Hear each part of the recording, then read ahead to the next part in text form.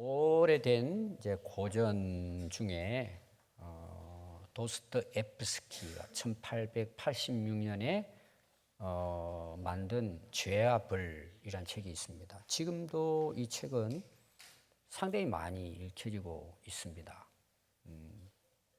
그 주인공이 나와요. 그 죄와 벌의 책 주인공이 라스콜리니코프라고 하는 주인공이 나옵니다. 그 주인공이 이제 대학생 시절에 너무 가난했어요. 그때는 다 가난했죠. 그 200년 전이니까. 근데 살아갈 길이 없는 거예요. 근데 무슨 생각을 했느냐 하면 이렇게 우리가 살기는 힘든데 돈 많은 사람들은 잘 먹고 잘 사는 거예요. 그때 당시는 은행이 없었기 때문에 전당포가 있었습니다. 물건을 맡기고 내가 필요할 때 또 돈을 얼마 주고 빌려오는 거죠. 그리고 나중에 이제 이자하고 이제 그 돈을 갖고 그 물건을 이제 찾아오는 것입니다. 근데 그 마을에 그 도시에 노파가 나이 많은 먹은 이제 할머니가 전당포를 하는데 부자예요. 자기가 봤을 때는 그 할머니는 혼자 가만히 앉아가지고 돈을 버는 거예요. 그리고 자기는 아주 풍족하게 사는데 다른 사람들은 너무 힘들게 사는 거예요. 그래서 저 노파를 죽이고 돈을 빼앗자. 그리고 좋은 일을 하자. 오늘 말하면 어려운 사람 도와주고. 그래서 이 젊은이는 내가 어려운 사람을 돕기 위해서 그 사회의 악처럼 여겨지는 부자들의 돈을 빼앗아 가지고 나누는 것, 그거는 좋은 일이다. 그건 나쁜 일이 아니다. 그건 죄가 아니다. 이런 생각이 든 거예요. 여기 가서는 살해하고 돈을 빼앗아 옵니다. 들킬 뻔했다가 이제 도망을 쳐요. 그러다가 자기가 사랑하는 소냐라고 하는 아가씨에게 결국은 이야기를 합니다. 그러니까 큰일 났다 이거. 당신 빨리 경찰에 가서 자수해라. 근데 안 하는 거예요. 근데 결국은 자수를 합니다. 가서. 그래서 재판이 열리는데 판사가 이제 그 형을 내리잖아요. 선고를 합니다. 근데 젊은 그 청년이 그것도 나름대로는 좋은 뜻이죠. 근데 방법은 틀렸잖아요. 그래서 형량을 그래도 적정선에서 잘 봐줘가지고 8년형을 받습니다. 그렇게 해서는 이제 감옥에 가야 되잖아요. 그때 당시는 감옥을 보낼 때 시베리아 불판으로 보내는 거예요. 그 형무소에 이제 보냈습니다. 그게 8년을 지내면서 어느 날 꿈을 꿔요, 주인공이. 꿈을 꾸면서 생각이 바뀌진 거예요. 아, 내가 진짜 큰 죄를 지었구나. 그래서 이제 변화돼 나가는 과정이 나와요. 그 형무소 생활을 통해 가지고. 그게 무슨 이제 결론은 뭐냐 하면은 아무리 목적과 수단이 선해도 죄를 지으면 그건 악한 것이다. 그래서 도스토옙스키가 그 죄와 벌을 통해서 그분이 크리스찬이었거든요. 말해 주려고 하는 게 뭘까요? 죄라고 하는 것은 자기가 기인이 되는 게 아니에요. 나는 이런 어려운 형편에서 살기 위해서 내가 도둑질도 하고 남을 죽여도 그건 내가 힘들어서 한 거니까 그건 죄가 아니다. 이렇게 생각했단 말이에요. 죄의 기준이 자기였던 거죠. 근데 그게 바뀌어진 거예요. 죄라고 하는 것은 지극히 보편적이고 일반적이고 절대적이다. 이걸 깨닫는 거예요. 이게 무슨 이야기냐 하면 사람을 죽이는 것은 방법이 아무리 좋아도 죽인 그 자체가 죄라는 걸 깨닫게 된 거예요. 우리가 볼 때는 그 단순한 건데 이제 책의 이제 흐름은 그런 흐름이에요. 나는 좋은 뜻을 가지고 이런 일을 했다. 그게 죄라면 그건 죄인 거예요. 그게 일반적이라는 거예요. 여러분들이 법을 어기면 그건 죄예요. 내가 무슨 생각을 하고 죄를 지었더니 간에 죄 자체는 죄란 말이에요. 그럼 핑계할 수가 없어요. 또 하나 뭐예요? 자기가 죄가 아니라고 해도 죄는 배남이 없어요. 절대적인 거예요. 지금도 여러분 마찬가지입니다. 법이 있든 없든 상관없이 남이 그 도둑질 하면 죄 아닐까요? 죄예요. 또 내가 어려운 사람을 도와주기 위해서 남의 걸 훔쳤어요. 그리고 도와줬어요. 그대로 다. 죄일까요? 선한 것일까요? 죄예요. 그걸 깨달았다는 거예요. 그리고는 이걸 사람들에게 알리기 위해서 죄와 벌이라는 이 책을 썼다, 이렇게 볼 수 있습니다. 그럼 성경에는 뭐라고 말하고 있을까요? 로마서 6장 23절에 보면 죄의 결과, 죄의 비전, 죄의 싹선, 사망입니다. 그거는 아담에서부터 하나님께서 하신 말씀이에요. 말씀을 어기면 죄예요. 여러분, 죄라는 것은 어떤 행위를 말하는 것도 있지만 원래 성경이 말하는 죄는 하나님 말씀을 떠난 것, 빗나간 것은 그 모든 게 죄예요.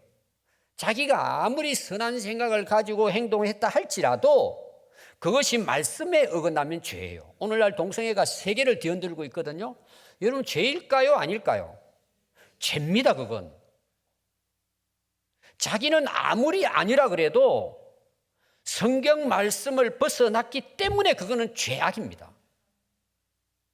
근데 이게 지금 흔들리고 있단 말이에요.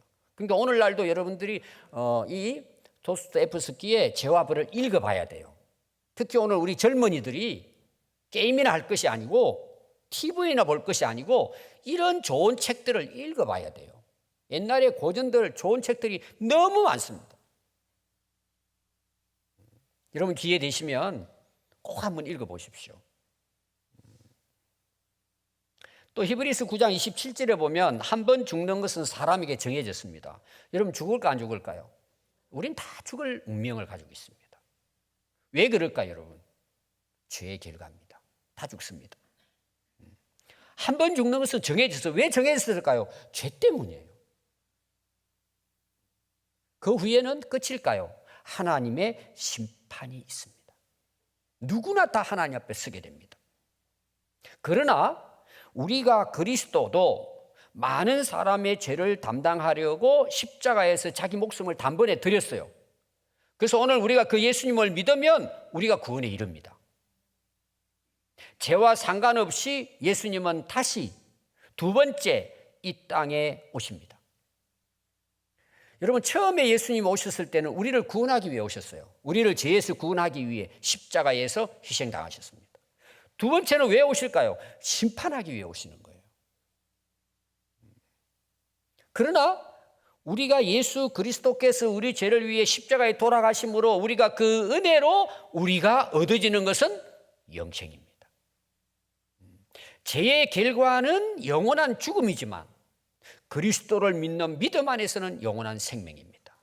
이게 성경이 말하는 복음입니다.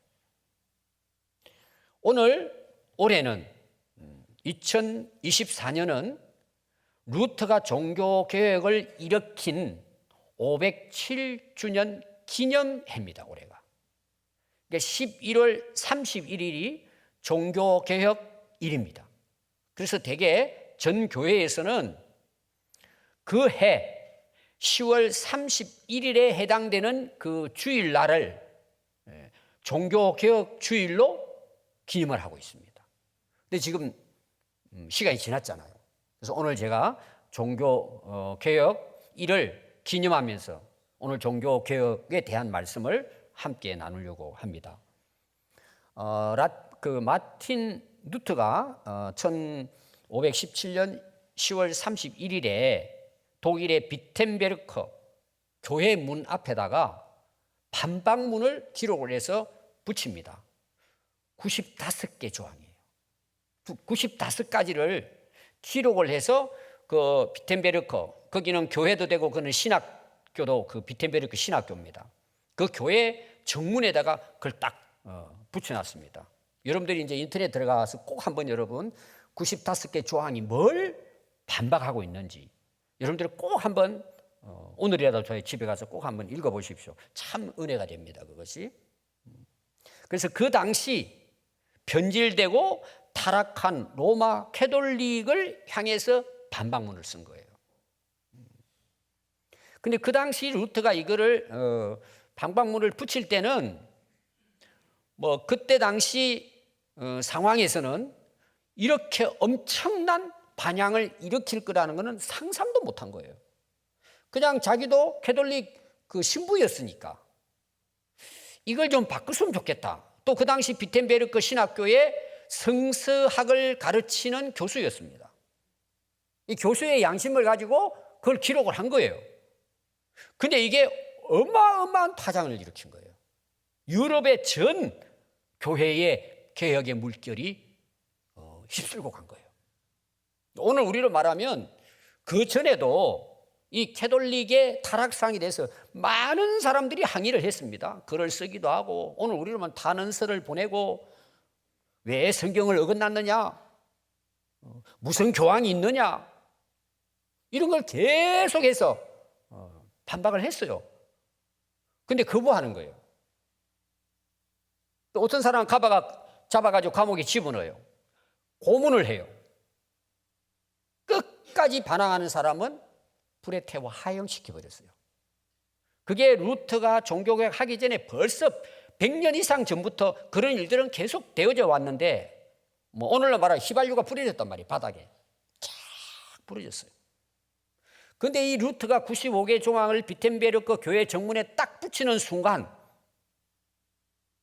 휘발유에 오늘 우리로 말하면 라이트를 켠 거예요. 뻥 하고 터진 거예요. 이게 전 유럽을 휩쓸어서 오늘 우리 개신교가 탄생한 거예요. 그래서 종교개혁이라는 원래 뜻은 뭐냐? 반항하다, 저항하다 이런 뜻이에요. 그렇게 해서 오늘 우리 개신교가 성경의 터 위에 다시금 세워졌단 말입니다. 여러분들이 이제 이 자세한 루터에 대한 여러분들이 내용을 모르니까 그런데 제가 오늘 여러분들에게 이야기 드리고 싶은 게 뭐냐? 자, 그때 당시 로마 캐톨릭은 하나님을 믿어요. 성경을 믿어요. 근데 문제가 뭘까요? 신부들만 성경을 갖고 있는 거예요. 그것도 라틴어예요. 영어가 아니에요. 독일어가 아니에요. 읽을 수가 없어요. 그러니까 보통 신자들은 성경이 없어요. 그럼 예배당 오면 오늘 말하면 그냥 설교 듣고 가는 거예요. 또 성경이 없으니까 읽지도 않아요. 그러니까 교황이 지시를 내리면 그냥 그게 믿습니다 하고 따라가는 거예요. 그러니까 성경에 대해서 무지한 거죠. 알 수가 없죠. 근데 신부들은 성경을 공부하잖아, 라틴어를 가지고. 그리고 루터는 교수잖아요. 근데 항상 루터의 마음에는 뭐가 해결되지 않았느냐? 어떻게 우리가 하나님 앞에 어려울 수 있느냐는 거죠. 우리가 어려워야 구원을 받잖아요. 자기도 신부예요. 캐톨릭 신부예요. 근데 고민을 한 거예요. 우리가 지금 하고 있는 이것은 잘못됐다. 이게. 또 성경의 박사잖아요. 또 로마서를 강의했어요.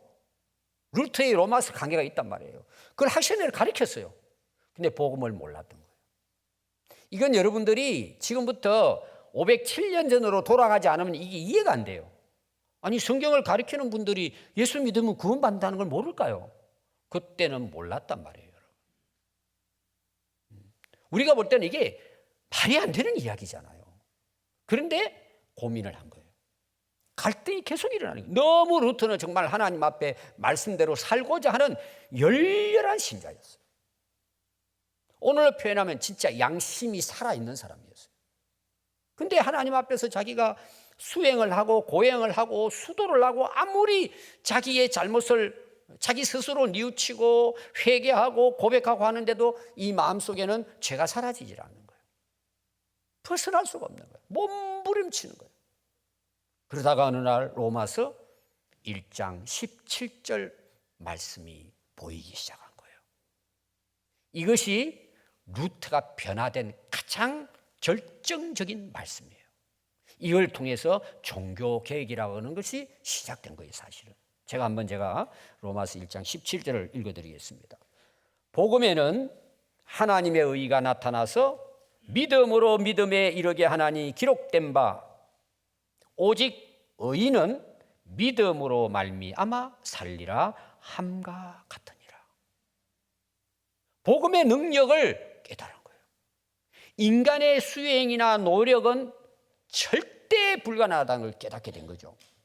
그래서 95개 조항의 핵심은 로마서 1장 17절 말씀이에요. 그 외에도 로마서에 대한 말씀들이 그 95개 조항에 다 들어가 있어요. 물론 뭐 갈라디아서도 있고 여러 이제 내용이 들어가 있습니다. 그래서 루터가 그렇게 종교개혁을 일으킨 반박문의 95개 조항의 핵심적인 내용을 5가지로 우리가 요약을 합니다. 그걸 5대 강령이라고 해요. 5대 강령. 여러분 첫 번째가 뭘 같아요? 첫 번째. 제가 오늘 강조하려고 하는 거예요. 제가 지금 무슨 말씀을 읽고 루터가 변화됐다 그랬죠? 그러면은 그 강령의 첫 번째 핵심은 뭘까요? 오직 여러분 가지고 계시잖아요. 앞에 말씀이에요. 오직 성경으로 돌아가자는 거예요. 그게 첫 번째예요. 오직 성경으로. 두 번째는 뭘까요? 오직 믿음으로, 오직 은혜로, 오직 그리스도로, 오직 하나님의 영광. 이 5가지. 제가 해마다 할 때마다 이건 여러분이 강조했죠. 그러면은 오늘 우리 신앙생활, 오늘 교회의 근거는 뭘까요? 말씀이에요. 여러분들의 삶의 모든 법칙, 규칙, 기준은 성경입니다. 그러니까 우리의 인생을 확실히 여러분들이 점검하고 알아보려면 성경에다 자기를 비추고 오면 됩니다. 그렇게 하려면 여러분 우리가 어떻게 해야 돼요? 성경을 알아야죠. 그리고 이 반박문, 특별히 로마 가톨릭의 교황청을 향해서 교회의 권위를 향해서 반박을 한 가장 큰 원인이 하나 있습니다. 말씀을 떠난 그 결과가 있어요. 가장 결정적인 이유가 하나 있어요. 그게 바로 면벌부입니다. 면벌부. 그걸 또 다른 말로는 면죄부라고 하죠. 인간의 죄와 벌을 면할 수 있는 방법이 있다. 그런 증명서가 있단 말이에요. 오늘 제가 거기에 대해서 잠시 여러분들에게 말씀을 드리겠습니다. 그때 중세시대 가톨릭 교회에서는 우리의 죄와 벌을 면해 줄 수 있다는 그 사명권이 교황에게 있다고 본 거예요. 그래서 그거를 사면 받으려면 교황이 도장을 찍은 증명서가 있어야 된다는 거예요. 그게 면벌부, 면죄부예요. 왜 이게 면벌부냐? 캐톨릭에서는요, 지금도 이런 사상이 있을 거예요, 아마. 완전히 벗어나지 않았을 거예요. 자, 우리 죄는 어떻게 용서를 받죠? 예수님이 흘리신 십자가의 보혈로 우리 죄는 속죄, 죄에서 사함 받을 수 있단 말이에요. 제사함 받을 수 있단 말이에요. 그런데 이 캐톨릭에서는 그때 당시 507년 전에 이걸 어떻게 구분했느냐? 죄와 벌을 구분한 거예요. 아까 제가 도스토옙스키에 대한 죄와 벌을 이야기한 내용이 그거예요. 예수님의 십자가의 은혜는 우리의 죄만 용서받았다는 거예요. 그럼 뭐가 남아있죠? 벌은 받아야 된다는 거예요. 벌은 남아있다는 거예요. 그럼 이 벌을 어떻게 우리가 면제받을 수 있느냐? 교황청에서 교황이 도장 찍은 면벌부를 살 때 벌도 없어진다는 거예요. 여러분 지금 여러분들이 들으시니까 이게 이해가 됩니까? 말이 안 되는 거잖아요. 아니 죄를 용서받았으면 여러분 벌 받아요 안 받아요? 여러분들이 이단이 이렇게 쏘으면 다 쏘게 생겼어요 지금 보니까. 아니 죄를 다 면했다니까요? 그럼 감옥에 가요? 자유에 못 미대요? 벌을 안 받나면 우리가 생각 어린애들도 아는 이야기인데 그때 당시 백성들은 쏘은 거예요. 그럼 그때 당시 교황은 알고 있었을까 몰랐을까? 다 알고 있어요 여러분. 그럼 왜 맨벌루를 사라 그러고 왜 판매했을까요? 돈 벌기 위한 거죠. 그럼 여러분 입장에서는 살 것 같아요? 안 살 것 같아요? 지금은 안 사죠. 지금은 안 사죠. 말이 되면. 그런데 지금도 이단에 빠진 사람들은 삽니다. 누가 있죠?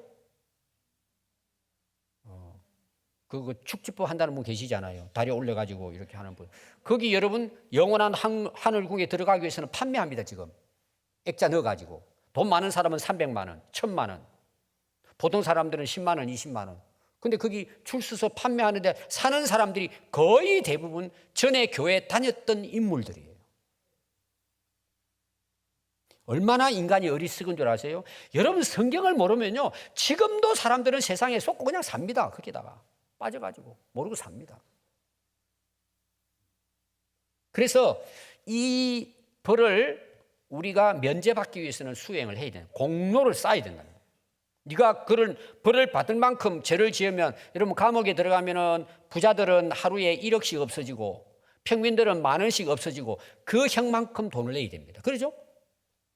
이 사람들은 그때 돈을 내야 된다고 이야기한 거죠. 벌을 면제받으려고. 죄는 용서받았지만 벌 대가를, 그만큼 공로를 쌓아야 된다. 그리고 면벌부를 판매했는데, 여러분 그때 사람들이 많이 샀을 것 같아요? 안 샀을 것 같아요? 줄을 섰습니다. 왜냐하면 그게 그 당시 가장 효율적이고 가장 쉽게 벌을 면제받을 수 있기 때문에 산 거예요. 그러면 여러분 얼마나 그때 당시 그 값이 얼마나 됐을까요? 여러분들이 한번 생각해 보세요. 그 면벌부는 이제 교황이 도장을 딱 찍은 거예요. 그걸 갖고 있으면 이제 오늘 쉽게 표현하면 천국 들어가는 거예요. 벌 다 안 받는단 말이에요. 지옥 안 간단 말이에요. 그럼 여러분 같으면요, 그때 상황도 아니지만 여러분 집에 곰곰이 한번 생각해 보세요. 내가 이것도 죄짓고 저것도 죄짓고 아무도 모르는 일인데 이걸 돈을 주고 교황이 정서를 준다는데 사도 될까 안 될까 잘 한번 생각해 보세요, 여러분. 상당히 많은 분들이 진짜라면 살 거예요. 왜 그럴까요? 여러분 우리가 살아온 삶의 발자취를 보세요. 벌을 받아도요, 한두 번이 아니에요. 벗어날 수가 없어요, 여러분들이. 진짜 양심이 있다면 벗어날 수가 없어요, 여러분. 그런데 교황이 이거 사면 된대요. 근데 그때 또 무슨 일이 있었냐 그러면요, 평민들은 스스로 공로를 쌓아도 그 공로가 하나님이 원하는 만큼 쌓을 수 없다는 거예요, 그들은. 우리 평민들은 세상에 나가면 죄를 짓고 사니까. 근데 누구는 거룩할까요? 신부들은 거룩하다고 생각한 거예요. 결혼도 안 하죠. 그리고는 수도원에 들어가가지고 세상 사람들하고는 다 담을 쌓고 거기서 맨날 기도하고 말씀 읽고, 죄 지을 곳이 없죠. 술집에도 갈 수 없고. 그냥 그래서 그 사람들을 성인이라고 한 거예요. 근데 이 사람들의 공로는 하루하루 해가지고 평생을 거기 들어가서 이제 수도를 하니까. 그래서 유명한 성인들은 그 보응을 쌓아야 되는데, 보상을 쌓아야 되는데 이게 넘쳐버린 거예요. 예를 들어서 1,000만 원만 보상을 하면 되는데 수십억의 공로를 쌓아놓은 거예요. 그걸 잉여 보상이라고 그래요. 공로라고 그래요. 그게 어디 쌓여 있을까요? 그들이 있는 그 가톨릭 성당 안에 쌓여 있다고 본 거예요. 그래서 교회를 보물창고라고 본 거예요. 그러면 그 성인 앞에 가가지고 기도를 한다든지, 또 아까 이야기 면벌부를 싼다든지 하면은 그 교회에서 이 잉여 공로의 보물창고를 열어서 그들에게 보상을, 나는 50%밖에 안 됐으면 그 성인들이 남아있는 잉여 그 공로를 이 사람한테 50% 대주고 이 사람 100% 면제를 받는 거예요. 그래서 그 사람들은 지금도 성인을 숭배하는 거예요. 여러분 이 땅에 성인이 있을까요? 우리나라 추기경이 성인 해가지고 장례식 치렀습니다. 그분이 성인일까요? 지금 그 교황이 있습니다. 프란치스코 교황이에요. 교황이 죄 없는 의로운 성인일까요? 모든 사람이 죄인이라고 앞에 나왔어요. 모든 사람이에요. 모든 사람. 근데 백성들이 속았단 말이에요. 왜 속았을까요? 성경을 모르니까. 아니 성경을 읽으면 여러분 모르겠습니까? 오늘 제가 여러분들이 숙제 내드립니다. 올 연말까지 기대하십시오. 제가 광고 때 숙제 내드리겠습니다. 그럼 그 당시 평민들이 면벌부를 살려면 얼마의 가격에 팔았을까요? 교황청에서.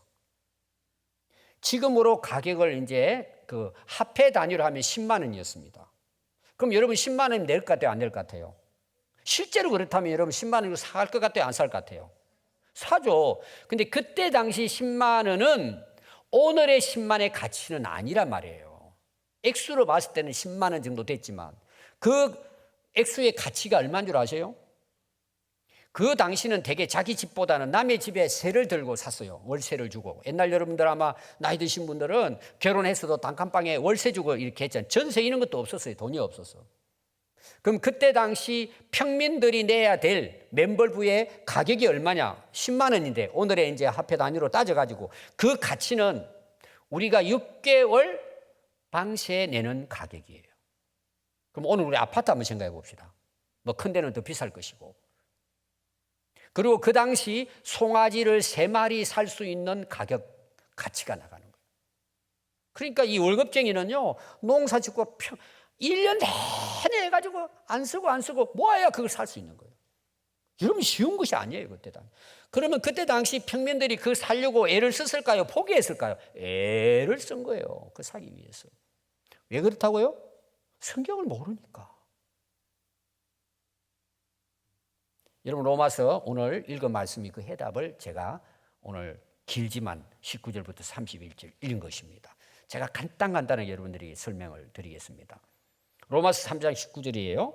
우리가 알거니와 무릇 율법이 말하는 바는 율법 아래에 있는 자들에게 말하는 것이니 이는 모든 입을 막고 온 세상으로 하나님의 심판 앞에 서게 하려 함이라. 이게 이런 내용이에요. 율법을 갖다 대는 거예요. 이걸 지켜라. 지키죠. 그때 다 유대인들이 지켜요. 내가 어려워지려고 지키는 거예요. 지켜요.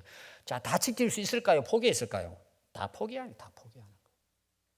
그래서 오늘 하루는 내가 잘 살았어요. 예를 들어서 내일 아침에 가니까 쓰러져 버리는 거예요. 자, 여러분들에게 제가 물어보겠습니다. 우리나라 헌법이 있습니다. 자, 헌법을 어기면 죄입니까? 죄 아닙니까? 죄입니다.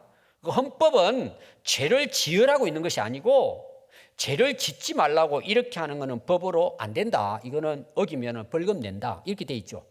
그럼 여러분들이 우리나라 헌법 다 모릅니다. 여러분들이 만약에 다 안다면 여러분들이 죄를 얼마나 지었을까? 지금까지 살아오면서 헤아릴 수가 없습니다. 제가 쉬운 예를 들어보게요. 한 주간 동안 여러분 횡단보도 그냥 건너신 분.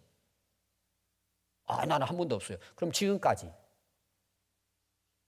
그 다음에 가속한 거. 어제 운전하신 분들 몇 번 가속하셨어요? 100번은 했을 거예요. 어떤 경우는 110인데 120으로 계속 하잖아요. 그럼 서울까지 간 4시간 걸리면 4시간 죄를 짓고 간 거예요. 이제 헌법에 제가 기준을 이야기해요. 예를 들면은.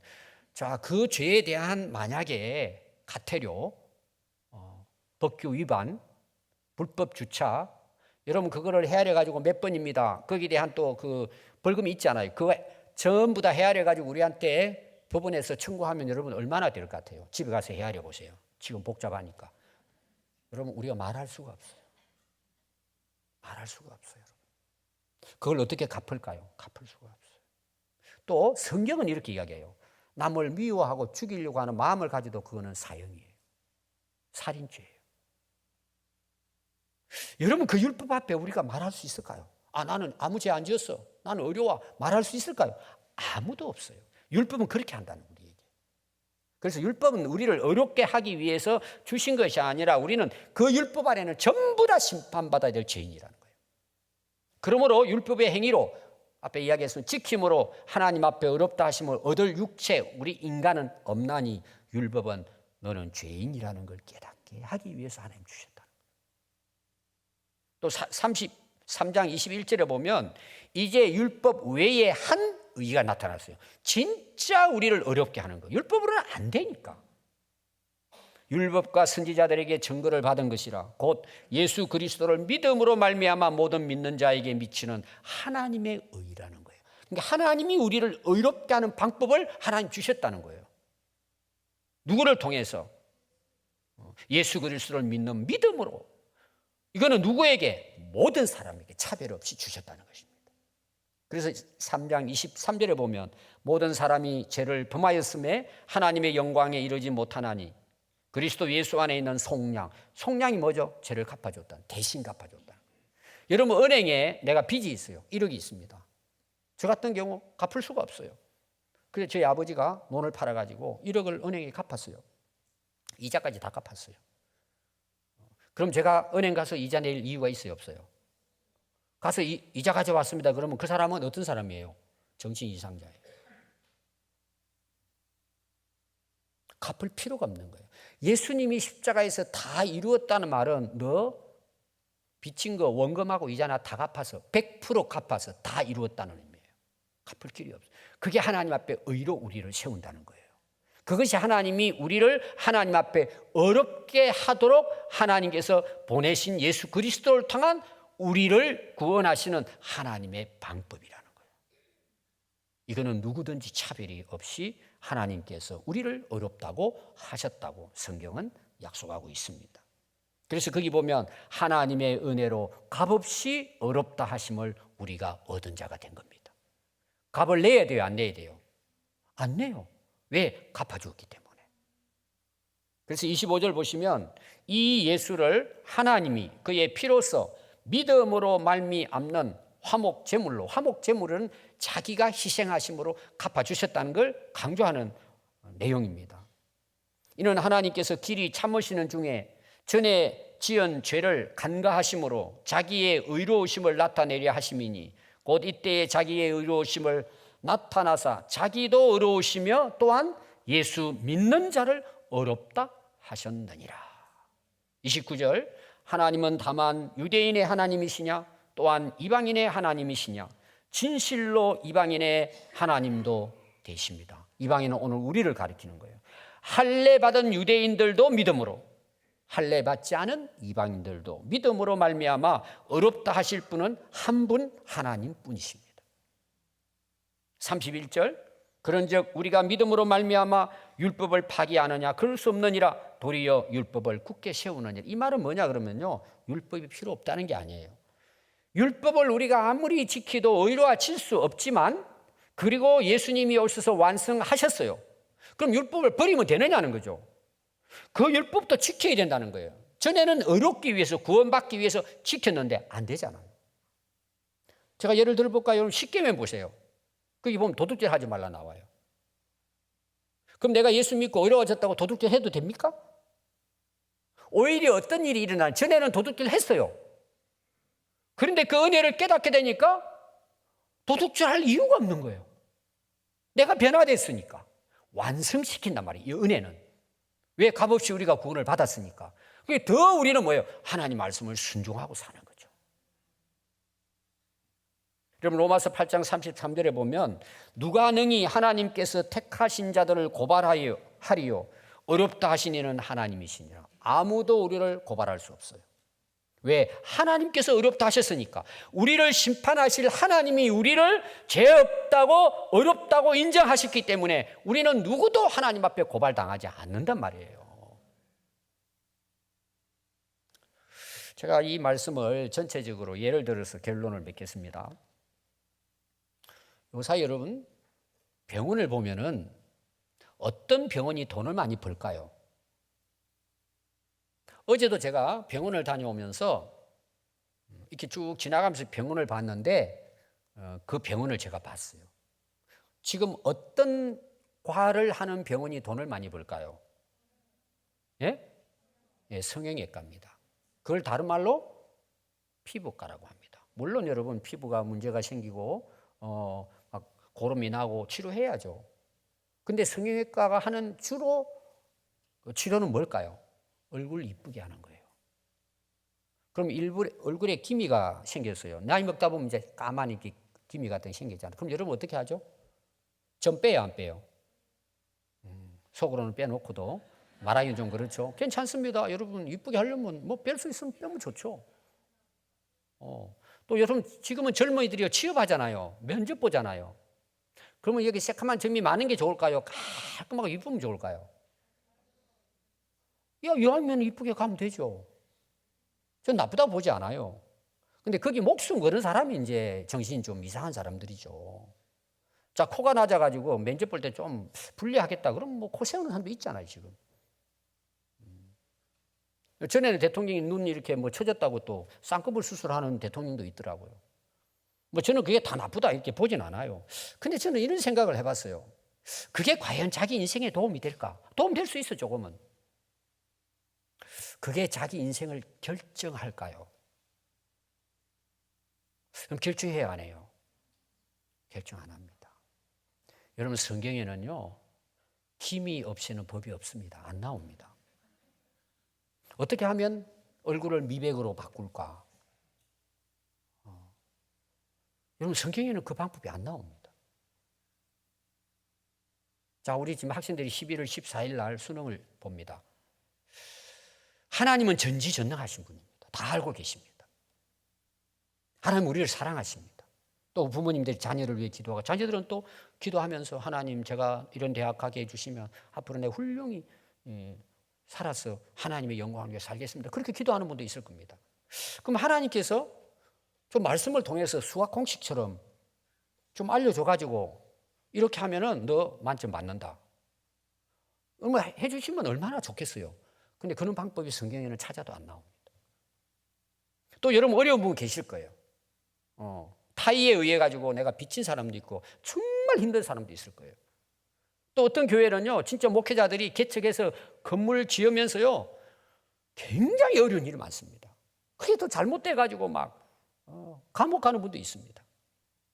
그럼 하나님의 교회를 위해 일하는데 목사님이 금식하면서 산에 올라가서 40일 금식하고 기도하면, 야, 내일 로또 사라, 로또. 그리고 번호를 쫙 알려주는 거예요. 빨리 적어.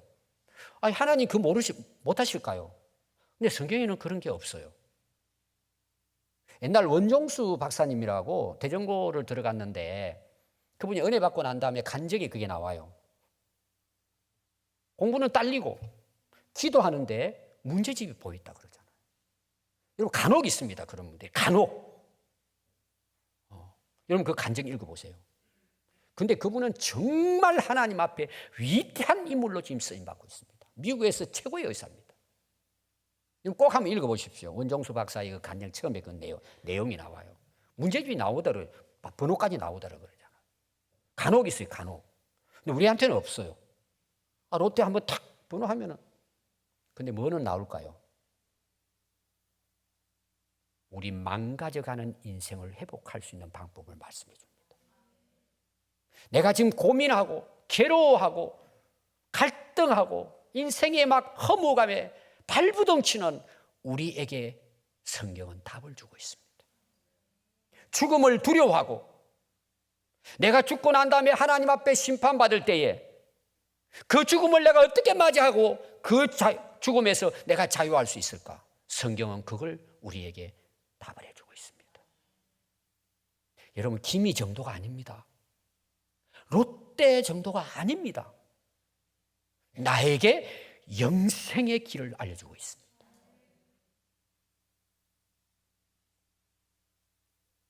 여러분, 에베소서 1장 3절에 보면 찬송하리로다 하나님 곧 우리 주 예수 그리스도 아버지께서 그리스도 안에서 하늘에 속한 모든 신령한 복을 우리에게 주셨습니다. 곧 창세전에 그리스도 안에서 우리를 택하사 우리로 사랑 안에서 그 앞에 거룩하고 흠이 없게 하시려고 우리는 그리스도 안에서 그의 은혜의 풍성함을 따라 그의 피로 말미암아 속량 곧 제사함을 받았느니라. 에베소서 2장 1절에 보시면 그는 허물과 죄로 죽었던 너희를 살리셨도다. 우리의 허물과 죄와 우리의 모든 잘못에 대해서 죽었던 우리를 살려주셨습니다. 그때 너희는 그 가운데 행하여 이 세상 풍조를 따라 공중 권세 잡은 자를 따랐으니 곧 지금 불순종의 아들들 가운데 역사하는 악한 영의 종들로 살았다는 거예요. 오늘날 여러분, 제가 아는 분도 있어요. 동성애에 빠져가지고 정말 헤매고 결국 주님 앞에 돌아온 사람들이 있습니다. 그래 않으면 어떻게 살까요? 그냥 그렇게 살다가 죽는 겁니다. 지금도 여러분 많은 사람들이 예수 믿고 돌아옵니다. 뭐 그런 것뿐만 아니죠. 인생을 완전히 그냥 폐잔병으로 살던 사람들이 예수님 만나가지고 새 사람으로 거듭납니다. 성경은 우리를, 죄인을 의롭게 하고 하나님 앞에 거룩하게 서게 만들어 주십니다. 이 세상에서도 어두운 세상에 빛이 되고 썩은 세상에 소금으로 살아가도록 성경은 우리에게 은혜를 주십니다. 우리는 과거에 악한 영들에 사로잡혀서 자기 육체의 욕심을 따라 자기 하고 싶은 대로 살았습니다. 진노의 자녀였다고 말씀합니다. 그런데 하나님 우리를 사랑하시고 그 큰 사랑을 인하여 허물로 죽은 우리를 그리스도와 함께 살려주셨다고 말씀하고 있습니다.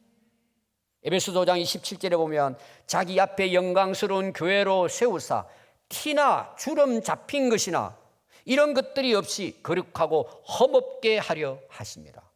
얼굴에 티가 아닙니다, 여러분. 얼굴에 주름이 아닙니다. 우리의 모든 죄에서 거룩하게 하시고 험없게 하나님 앞에 서게 해주셨습니다.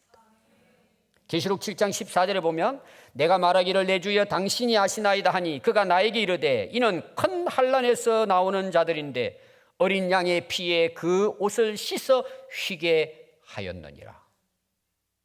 우리를 하나님 나라의 예수님의 신부로 우리 머리부터 발끝까지 우리 모든 죄를 양털같이 희게 해주셨습니다. 여러분 11월 1일 날요 독일에서 한 법을 제정했습니다. 제가 그 신문에 나온 걸 여러분들이 읽어드리겠습니다. 독일에서 시민 스스로 성별을 결정할 수 있도록 하는 법률이 11월 1일부터 시행됐다. 독일 시민은 이날 발효한 성별 자기결정법에 따라 관할 등기소에 법적 성별 변경을 신청할 수 있게 됐다. 독일 시민 누구나 관할 등기소에 간단한 신청서 제출해 성별과 성명을 변경할 수 있다. 새 법을 따라 성별 변경 사유서나 의학적 진단서를 제공할 필요가 없다. 쉽게 말할게요. 내가 여자가 되고 싶어요. 그럼 등기소 가가지고 나 여자입니다 하고 신청서를 쓰면 여자예요. 그 변경을 1년 지나면 또 할 수 있어요. 그 내년에 가서 나 여자 되고 싶다. 남자. 그러면 1년에 한 번씩 바꿀 수 있어요. 이번 여러분 독일에 라인리히라고 하는 신학교가 있습니다. 그 신학교 총장이던 득센이라고 하는 총장입니다. 우리 한국에 왔어요. 그리고 교회를 다니면서 지금 특강을 하고 있습니다. 제가 들어봤어요. 내용이 이겁니다. 독일 교회는 망했습니다. 한국 교회 망하면 안 됩니다. 망한 이유가 뭡니까? 독일 교회가 하나님의 말씀을 떠났습니다. 교회도 망하고 독일이 망했습니다. 유럽이 망했습니다.